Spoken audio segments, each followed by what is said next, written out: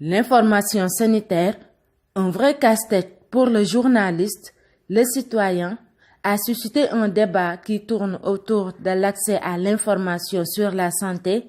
Quelles implications pour le citoyen?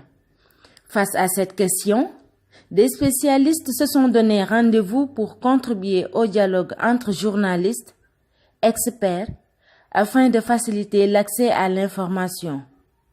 Le panel organisé par Africa Check en partenariat avec IGCOM s'est déroulé à Dakar ce jeudi 5 juillet 2018. Il y a premièrement l'information pour la santé.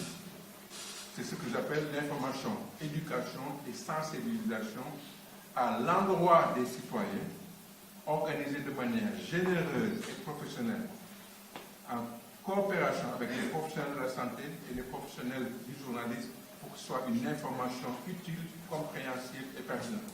Deuxièmement, information sur la santé, c'est l'offre de santé, les politiques de santé, le coût de la santé, l'accès à la santé qui doit venir du ministère et de ses fonctionnaires et des organismes et institutions.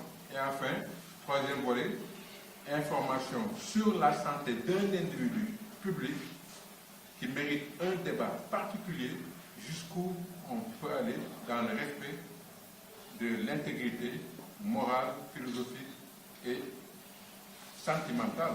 Ces individus-là sont aussi des pères, des maris, des épouses et des enfants. Le directeur exécutif de Psychodev Africa, M. Amadou Kanouté, revient sur les préoccupations du citoyen face à l'information sur la santé. Il n'est pas possible d'avoir une politique publique qui soit pérenne, qui soit durable, si nous n'avons pas accès à l'information. L'accès à l'information, c'est vraiment, si je puis dire, le sang qui circule dans le corps.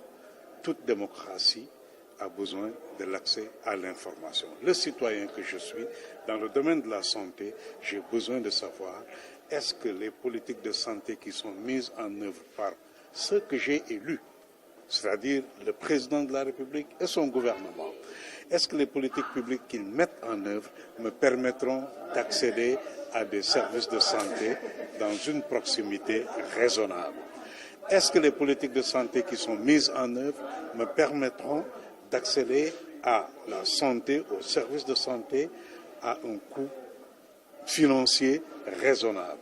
Est-ce que la qualité des services auxquels je vais avoir droit en me rendant dans la structure de santé seront de niveau de qualité raisonnable? Que va faire le docteur, le médecin traitant de l'information sanitaire qu'il va recueillir sur ma personne en m'auscultant, en me consultant? Ça, c'est des préoccupations extrêmement fortes de tout citoyen. Et c'est pourquoi il est important que des débats comme ceux auxquels nous venons d'assister puissent être posés. Et que les citoyens, les techniciens de l'information, les journalistes, et surtout ceux qui travaillent à former les journalistes, comme EGICOM, et qui travaillent aussi avec des institutions comme Fact Check Africa, puissent ensemble dire, assurons-nous que toute information que je publie sur la santé d'un individu, sur les politiques publiques ayant trait à la santé dans ce pays, soit des informations que j'ai vérifiées, soit des informations que j'ai, comme ils disent, fact-checkées avant de les publier. Rappelez-vous du cas très spécifique que nous avons eu au Sénégal, du cas Ebola. Un seul cas, mais la manière dont l'information a été gérée, collectée, traitée, diffusée, a permis peut-être de sauver un pays et des citoyens de quelque chose qui aurait pu être une pandémie. Alassane Cissé, président de l'Association des journalistes en santé, population et développement, décrit la responsabilité du journaliste quand il s'agit d'une information concernant le secteur de la santé. C'est une manière de dire quelle est la responsabilité du journaliste quand il y a cette information concernant le secteur de la santé. C'est une responsabilité de tout journaliste qui a le droit et le devoir de recouper l'information, de vérifier avant de balancer une information. On doit éviter cette politique, cette frénésie de l'information buzz que l'on retrouve aujourd'hui dans les réseaux sociaux et dans une certaine presse.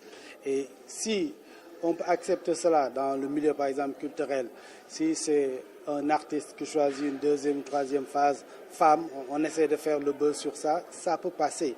Mais dans le secteur de la santé, ça ne passe pas. Parce que si on se trompe dans le secteur de la santé avec une information pareille, c'est pratiquement tout un pays qui est désorganisé.